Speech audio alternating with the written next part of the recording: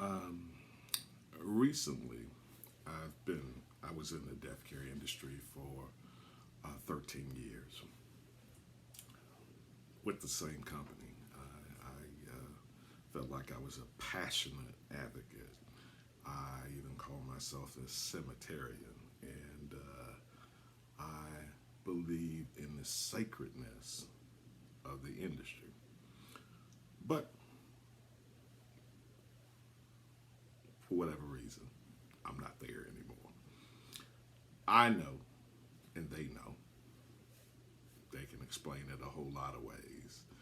But basically, sometimes I'm just not the guy to be quiet when I see wrong done. But in the midst of all of that, not touching on any of that, a guy told me, he said this, a guy and another lady, neither one of them looked like me, of a whole nother skin tone. They asked me because they had concern, and you know, I picked up a little sting. People inbox me and different things and with different opportunities. And this guy's asked me, they never sent you to ICCFA. ICCFA is a industry organization for the death care industry, the cemetery and funeral industry, and the best of the best taught there. And this guy, who's an avid proponent and goes to ICCFA every year, he told me, he said, "Man, you're twice as good as the guys that speak there." That's what he said. Now, intrinsically, there are times that we'll put all our value in an organization. And when an organization decides to move on, you're left there trying to find your place again. It's great to hear it from someone else. Because I operated in a sacred space. It's not that I didn't have other gifts and talents to operate in virtually any industry that I'd like. I'm a preacher. I'm a speaker. I've been in sales my entire working life, just about. But that thing was special to me because the value that I felt like it was like I was fulfilling purpose there. So I was ready to walk away from the industry completely, and I'm not even in that industry space at all at current. But it's the words that he said.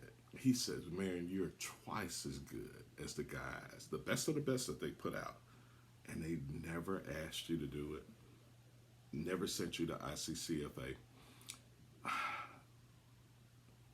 There are many people that can perform greatly in an industry. They can walk it. People can produce it. But when you can walk it, and you can talk it, and you can write it, that's rare. So many times, I don't want you to forget who you are. Don't wrap it all in the organization. The best of your abilities may go into your job on a daily basis, but there's still dormant abilities inside of you that you haven't tapped into yet. There's greatness inside of you. I see corporate America at a crossroads right now because when there are times where people who look like me are thought to have gotten to a certain level because of affirmative action, because of they had to have a black face in the space, they had to do this. You never get the credit for the toil and the work that you do when nobody's looking. They don't see you burning the midnight oil. They don't see you working late at night. They don't see you there around the clock.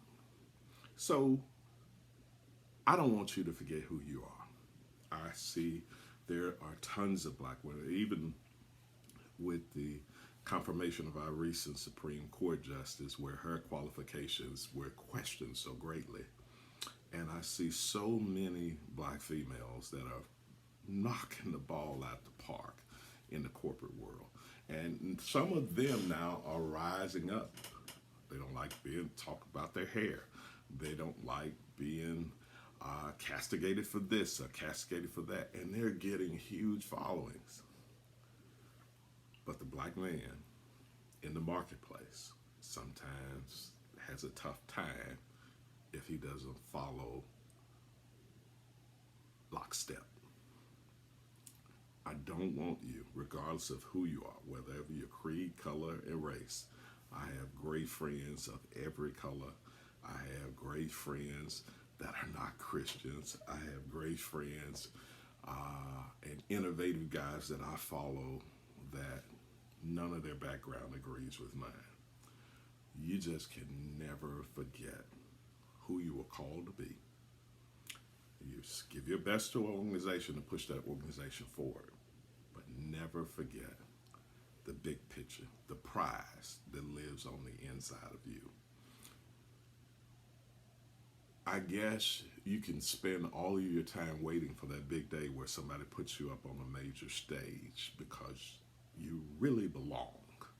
I think so many of us struggle with imposter syndrome when we're really better than what we think. So I'm telling you, don't wait for anybody to put you on. Find the strength, find the determination to put your own self on. And if you can never find an organization to pretty much meet to do what you needed to do, then build it. Greatness is inside of you. Never fall asleep on yourself. Stop taking yourself to the discount line as far as purposes, plans, and destiny goes. You're not some happy meal in the lunch pail of life. God wants you to do great things. Great things are in front of you. A tough season at somebody else's in somebody else's employ can be followed by your going into someone else's organization where they treat people right. Things are a tad bit more fair, or either you start the business that turns the world around. Look, folks, just because these folks look down on you and they treated you different doesn't mean that that has to be your norm. Keep striving, keep pushing. You are made for greatness. You belong. Stop suffering with imposter syndrome. They may not like you, but God created you to be great. Enjoy that greatness. Start pushing yourself. Put yourself out there. And if they don't want you, stop going. I want you to stop only going to where you're tolerated. There's a whole world ready to celebrate you. Have an awesome day.